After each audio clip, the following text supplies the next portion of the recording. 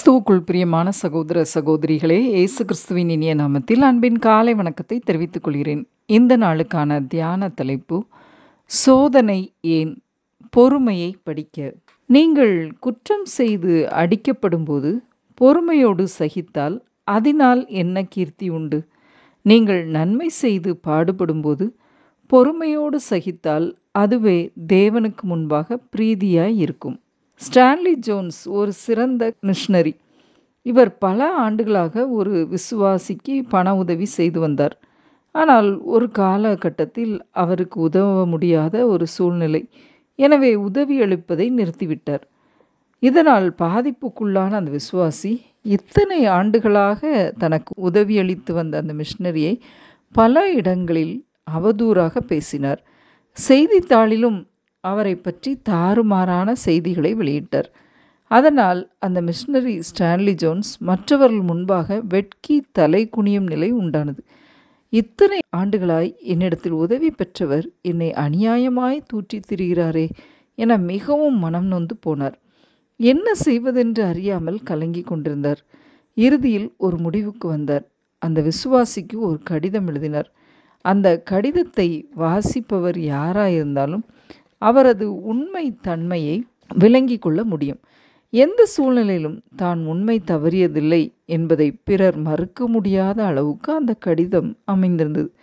கடிதத்தை அனுப்புவதற்கு சற்று முன்பு எதற்கும் தனது நெருங்கிய நண்பனிடம் காட்டிவிட்டு அனுப்பலாமா என்ற எண்ணம் அவருக்கு ஏற்பட்டது. எனவே அதை தன் நண்பருக்கு அனுப்பி, இதை குறித்ததான உனது கருத்தை தெரிவி என்று கேட்டாராம். அவரிடமிருந்து மிக சுருக்கமான பதில் வந்தது. மீட்பின் பணிக்கு இது ஏற்றதல்ல என்று எழுதியிருந்தார். இதை பார்த்ததும் அவரது இருதயத்தின் ஆழத்தில் தொடப்பட்டார். அந்த வசனம் அவரோடு பேசியது. அந்த கடிதத்தை அனுப்பாமல் கிழித்து போட்டார். ஆண்டவரே, நீரே எல்லாவற்றையும் அறிந்திருக்கிறீர். இந்த பிரச்சனையை நீரே பொறுப்படுத்தி கொள்ளும் என்று ஜெபித்துவிட்டு அமைதியோடு விட்டுவிட்டார். சில வாரங்கள் கழித்து அந்த விசுவாசியிடமிருந்து ஒரு கடிதம் வந்தது. தன்னுடைய எல்லா செயல்களுக்காகவும் வருத்தம் தெரிவித்து மன்னிப்பு கேட்டு எழுதியிருந்தார். ஆம், ஆண்டவரின் செயலை பார்த்தீர்களா? கர்த்தருக்கென்று உண்மையாக இருக்கும் நம்முடைய வாழ்விலும் இதுபோன்று செயல்கள், சந்தர்ப்பங்கள், சூழல்கள் நேர்ந்திருக்கலாம். ஆனால் நாம் அதை எப்படி கையாண்டோம் என்று நினைத்து பார்ப்போம். ஆண்டவரிடத்தில் முழுவதும் அர்ப்பணித்தோமா, அல்லது நாமே அதற்கான தீர்வை தேடிக்கொண்டோமா? ஒருவேளை அந்த நபர் நம்மிடம் மன்னிப்பு கேட்டு எழுதாத சொல்லாத பட்சத்தில் நாம் மனம் முடிந்து போக வேண்டிய அவசியமில்லை. கர்த்தரிடம் நாம் எல்லாவற்றையும் ஒப்புவித்தால் நீதியுள்ள நியாயாதிபதி நிச்சயமாய் எல்லாவற்றையும் நமக்காக பொறுப்படுத்திக் கொள்வார்.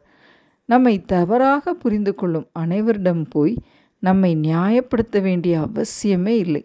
நான் அப்படி சொல்லவில்லை, அப்படி செய்யவில்லை என்று காரணம் கூறிக்கொண்டிருக்க வேண்டிய அவசியமும் இல்லை. கர்த்தரை நோக்கி அமர்ந்திருப்போம் என்று தாவீது சொல்வது போல எல்லா காரியங்களையும் அவரிடத்தில் ஒப்புவித்து கர்த்தர் அந்த காரியத்தில் கிரியை செய்யும்படி காத்திருப்போம். தேவன் நமக்காக மகிமையான காரியங்களை செய்வார்.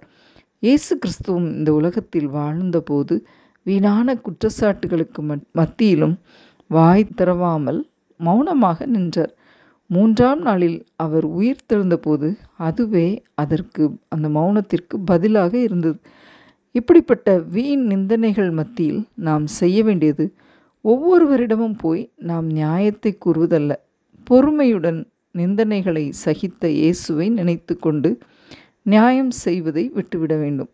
ஆகையால் நீங்கள் இளைப்புள்ளவர்களாய் உங்கள் ஆத்துமாவில் சோர்ந்து போகாதபடி தமக்கு விரோதமாய் பாவிகளால் செய்யப்பட்ட இவ்விதமான விபரீதங்களை சகித்த அவரை நினைத்து கொள்ளுங்கள் என்று எபிரேயரில் கூறிய வசனத்தை நாம் நினைவில் கொள்வோம். நம்மை நிந்தித்தவர்களோடு நாம் போராடுவோம் என்றால் கர்த்தர் ஒன்றும் செய்யாமல் விட்டுவிடுவார். ஆனால் கர்த்தரின் கரத்தில் நாம் ஒப்பு கொடுத்தால் அவர் நம்மை உண்மையுள்ளவர்கள் என்று நிரூபிப்பது மட்டுமின்றி நமக்கு எதிராய் நின்றவர்களையும் உண்மை உள்ளவர்களாக மாற்றுவார். அப்படிப்பட்ட கிருபையை நம் வாழ்வில் கர்த்தர் கொடுப்பாராக. ஜெபம். அன்பின் பிதாவே, இந்த அருமையான வேலைக்காக உமக்கு நன்றி செலுத்துகிறோம் அப்பா. ஆண்டவரே, சோதனைகள் எங்களுக்கு ஆண்டவரே விபரீதமான காரியங்கள் எங்களை அவமானப்படுத்தி ஆண்டவரே எங்களை குற்றம் சாட்டப்படுத்துகின்ற காரியங்கள் வரும்போது ஆண்டவரே நாங்கள் சோர்ந்து போகாமல் இந்த சோதனை மூலமாய் நான் பொறுமையை படித்து கொள்ள வேண்டும் என்று ஆண்டவரே நாங்கள் பொறுமையாக இருக்க எங்களுக்கு கிருபை தாரும் அப்பா. எங்கள் வாழ்வில் வீணான அவமானங்கள், நிந்தைகள், குற்றச்சாட்டுகள் வரும்போதும் ஆண்டவரே அதை நாங்கள் நிரூபிக்க முயலாமல் உமது பாதத்தில் அமர்ந்திருந்து உமது மூலமாய் அந்த காரியத்திற்கு நாங்கள் பதில் பெற்றுக்கொள்ள எங்களுக்கு கிருபை செய்தரலும். மீட்பர் இயேசு கிறிஸ்துவின் மூலமாய் வேண்டிக் கொள்கிறோம் பரமபிதாவே. ஆமென்.